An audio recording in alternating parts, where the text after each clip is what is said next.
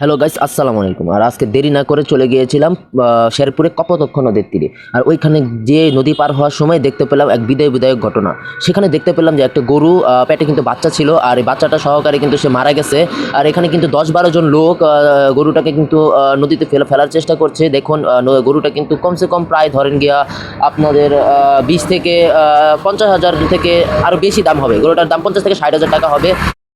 এখানে কিন্তু গাইস আমরা দেখতে পাচ্ছি অনেকগুলি শক্তিশালী লোক মিলে এখানে ১, ২, ৩, ৪, ৫, ৬, ৭ জন মিলে কিন্তু এই গরুটাকে টেনে নদীতে নামানোর অনেক চেষ্টার পরও তারা ব্যর্থ হচ্ছে বারবার, তবে তারা চেষ্টা চালিয়ে যাচ্ছে। আপনারা সবাই কিন্তু দেখেন যে বিভিন্ন গরু বা মহিষ এগুলা কিন্তু প্রাণীর মৃতদেহগুলি নদীতে ভেসে আসে। আর এটা কিন্তু জলের অনেক ক্ষতি হয়, কিন্তু তাদের এই বড় গরুটা কিন্তু আর অন্য কিছু করার মতো সাধ্য ছিল না। তার জন্য কিন্তু তারা এটাকে নিয়ে মনে করেন নদীতে ফেলার জন্য প্রস্তুত হচ্ছে। ওই যে দেখেন এখানে কিন্তু এই যে দেখেন গরুটার চেহারা দেখা যাচ্ছে। এই গরুটা কিন্তু প্রায় অনেক বড় ছিল, আর পেটের বাচ্চাটাও কিন্তু মনে হয় মারা গেছে। সো গাইস, যে ভিডিওটা কিন্তু আমরা শ্যুট করেছিলাম অনেক কষ্টে, কারণ আমরা কিন্তু এখানে অনেক কি ছিল, মাঠটা ছিল, আর আমরা গিয়েছিলাম ৩-৪ দিন। ওই যে দেখেন টেনে নামানো হচ্ছে গরুটা কিন্তু অলরেডি ফেলে দেওয়া হয়েছে। অলরেডি ফেলে দেওয়ার পরে কিন্তু আরও অনেক চেষ্টার পরে কিন্তু তারা কিন্তু চেষ্টা করেই যাচ্ছে, আপনারা দেখতে পাচ্ছেন।